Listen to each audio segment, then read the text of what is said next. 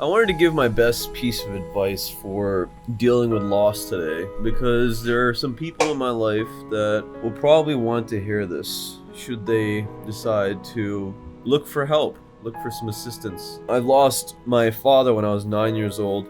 I've lost many friend groups as I've moved. I've lost hobbies and habits as I've grown. And the reality is, if we don't value the loss in our life, we're probably not going to value what we find through it. So something that I've been losing, that I'm deciding to lose recently, is actually showing up to my local magic shop. You might think to yourself, well, magic tricks, what in the world do you have to do with magic tricks? No, it's a card game, Magic the Gathering, which I've spent many hours pondering over, strategizing, caring about deeply.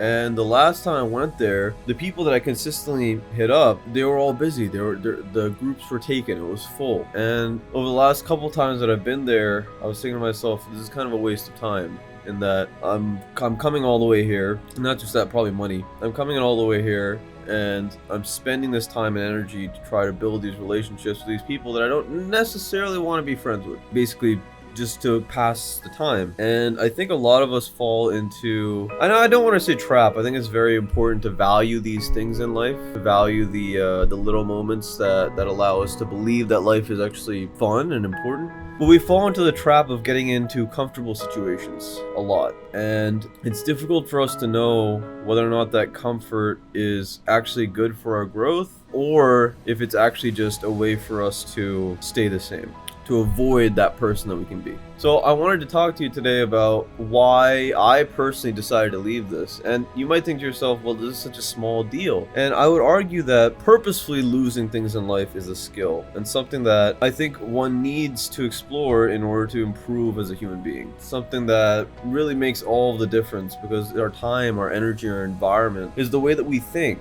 The people that we spend our time with is the way that we go forth and view life. So the coping mechanism that I want to talk about is, first and foremost, dwelling.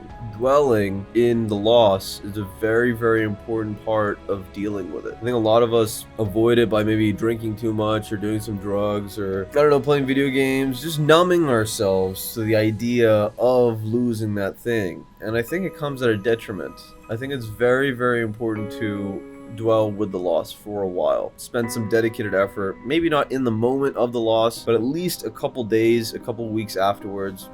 Spend that time to acknowledge that you have lost something, because otherwise you didn't pay respect to your past self, and you didn't pay respect to where you're going. The reality is, if we don't pay respect to what we have spent time doing, in some ways we aren't really valuing the philosophies, the things that led us to that conclusion, the human being that we were in the process of believing that thing, that human being, that whatever is necessary to us, is essential to us. And in some ways I believe this corrupts the continuum of being a human being. It corrupts the beauty of being a human being, in that, okay, fine, the ship that goes and travels a distance of thousands of miles on the ocean perhaps does need to be repaired consistently. Perhaps the parts of it do change quite a bit.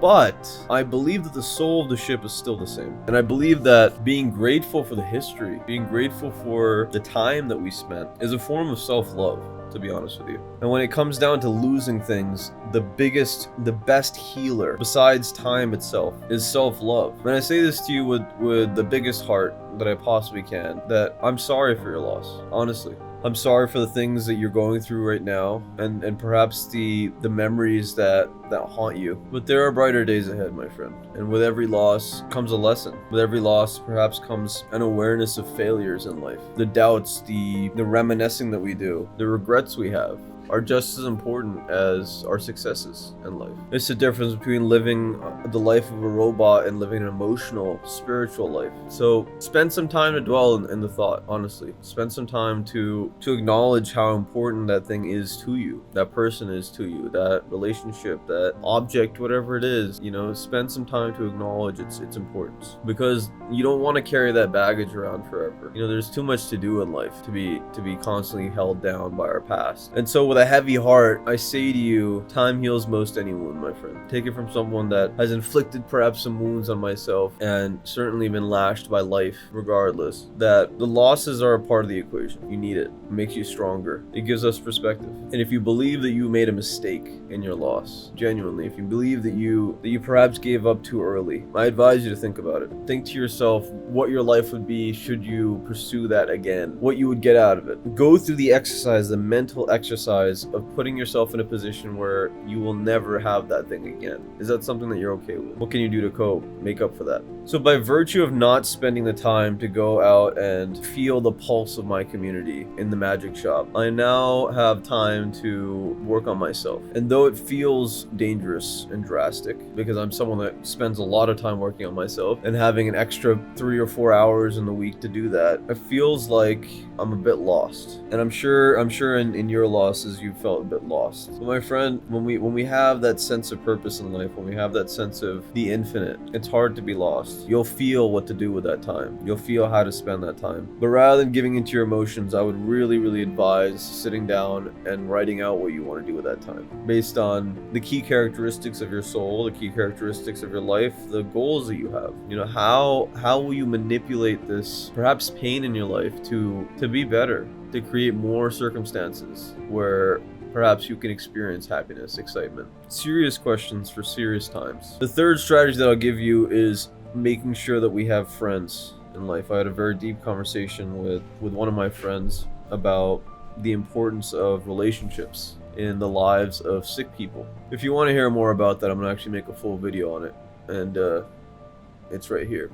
So actualize your potential catalyst. This world needs you. And remember, your loss, I'm here for you. Let me know how I can help. Take care of yourself.